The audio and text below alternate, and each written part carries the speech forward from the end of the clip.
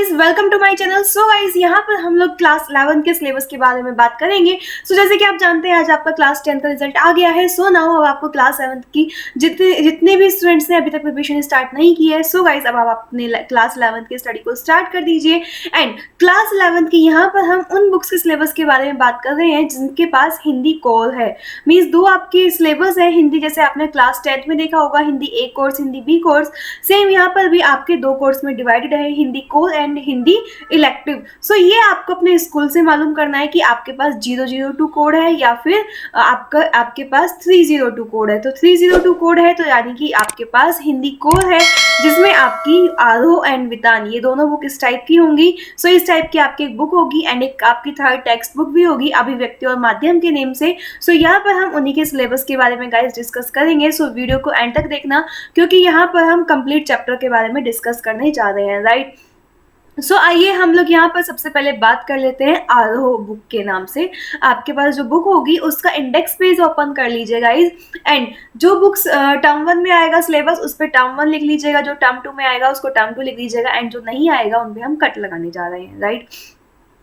आइए देखते हैं यहाँ पर चैप्टर के बारे में, ठीक है। यहाँ पर आपका प्रेमचंद जी की नमक का दरोगा, ये चैप्टर आपका टर्म 1 से आएगा। आपको एक चीज का ध्यान देना है कि जो आपका ब्लैक साइन से लिखा हुआ है उसका मतलब टर्म 1 है, ठीक है। ब्लैक साइन का मतलब आप लिख सकते हैं यहाँ पर टर्म 1 है, एंड जो आपका रेड साइन से आप ये शो कर रहे हैं इसका मतलब टर्म 2 है, ठीक है। तो ये दोनों साइन आपको क्लियर अच्छे समझ आ गए। ब्लैक साइन का मतलब ये सिलेबस आपका टर्म 1 में आ रहा है, एंड रेड साइन का मतलब ये सिलेबस आपका टर्म 2 में आ रहा है। प्रेमचंद जी की नमक का दरोगा आपका टर्म 1 में आएगा। कृष्णा सोबती जी की मियां नसीरुद्दीन, ये आपका टर्म 1 में आएगा। इन पे टिक कर लीजिए। एंड जो थर्ड फोर्थ चैप्टर है सत्यजीत राय, एंड ये आपका फोर्थ चैप्टर, ये दोनों आपके सिलेबस से कट हो गए हैं, ये रिड्यूस हो गए हैं, इस ईयर सिलेबस में नहीं आ रहे हैं, तो इनको कट कर दीजिए। Now fifth chapter Shekhar Joshi ji की गलता लोहा। ये आपका फिफ्थ चैप्टर टर्म 1 में आएगा। इस पर टर्म 1 T1 लिख लीजिएगा। ये 3 चैप्टर आपके गदघंट से टर्म 1 में आएंगे, जिनसे आपको MCQ क्वेश्चंस आएंगे। गाइस MCQ क्वेश्चंस भी आप लोग के लिए बहुत जल्दी चैनल पर अपलोड किए जाएंगे। नाउ गदघंट से टर्म 2 के लिए बात करते हैं। कृष्णनाथ जी की स्पीति में बारिश, ये आपका टर्म 2 में आएगा। रेड लाइन से टर्म 2 डिनोट करता है। कृष्णनाथ जी की स्पीति में बारिश टर्म 2 में आएगा। मनु भंडारी जी की रजनी, ये सिलेबस से रिड्यूस हो गया, इस पे कट लगा दीजिए।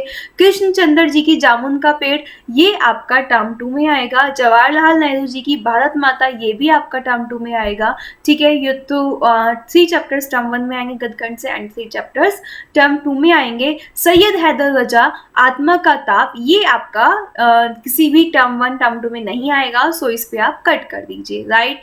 नाउ आगे बात करते हैं काव्यखंड के बारे में। कबीर जी की हम तो एक एक करी जाना, एंड संतो देखत जग बोलाना। ये दोनों चैप्टर आपके टर्म 1 में आएंगे। मीरा जी के फर्स्ट एंड सेकंड दोनों पार्ट, मेरे तो गिरधर गोपाल दूसरों न कोई, पग घुंघरू बाधी मीरा नाची, दोनों चैप्टर आपके टर्म 1 में आएंगे, राइट। राम नरेश त्रिपाठी जी की पत्नी, ये आपका सिलेबस से कट हो गया।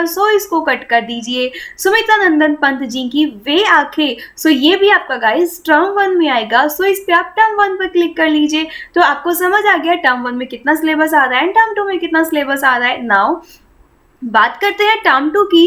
भवानी प्रसाद मिश्र जी की घर की याद, ये आपका टर्म 2 में आ रहा है। इस पे टर्म 2 लिख लीजिए।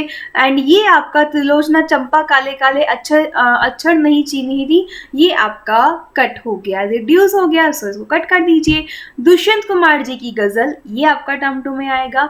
अक महादेवी, ये आपका चैप्टर से कट हो गया। अवतार, ये वाला चैप्टर 9 भी आपका चैप्टर से कट हो गया।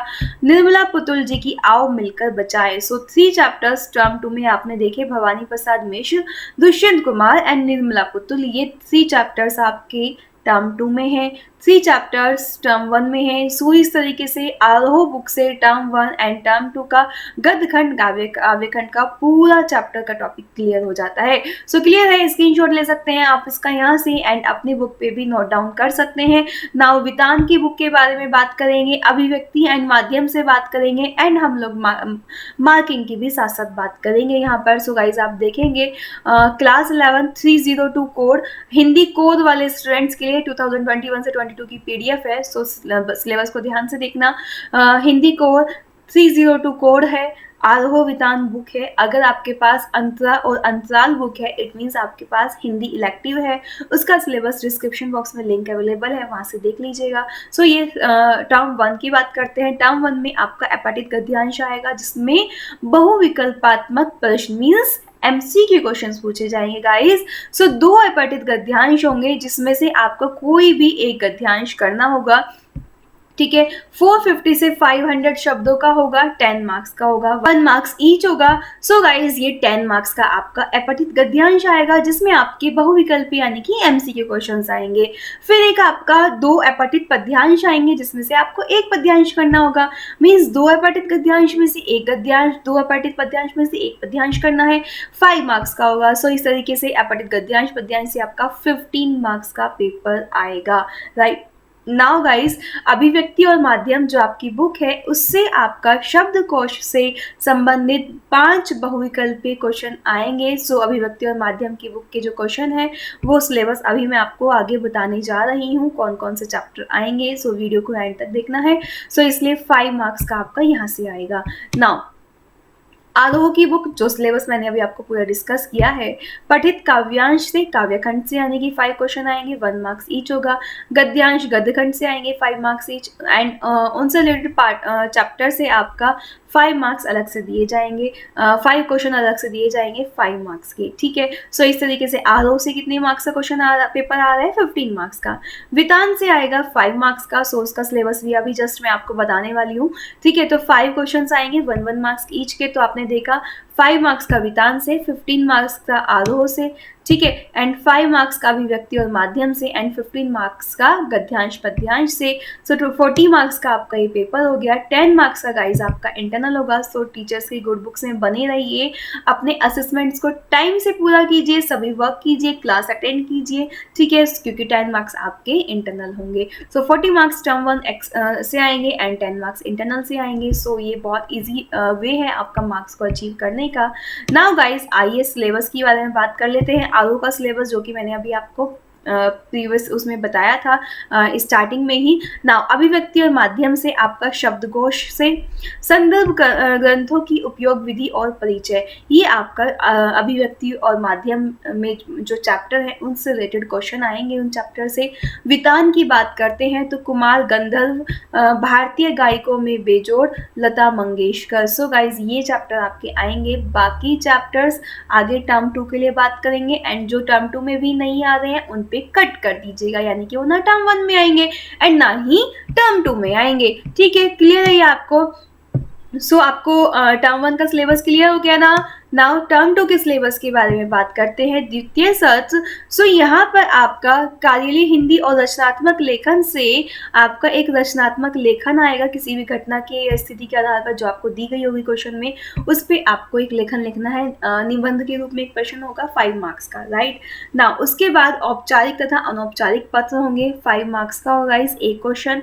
व्यवहारिक लेखन होगा, जिसमें आपका कोई प्रतिवेदन हो गया, प्रेस विज्ञप्ति होगी, परिपत्र हो गया, कार्यसूची होगी, या फिर आपको गाइज उसमें क्या होगा, उनसे रिलेटेड व्यवहारिक लेखन से रिलेटेड आपको 2 क्वेश्चन होंगे, एक 3 मार्क्स का होगा और एक 2 मार्क्स का होगा। तो 5 मार्क्स का आपका व्यवहारिक लेखन होगा, कोई भी आपको कंडीशन दे दी जाएगी, ठीक है।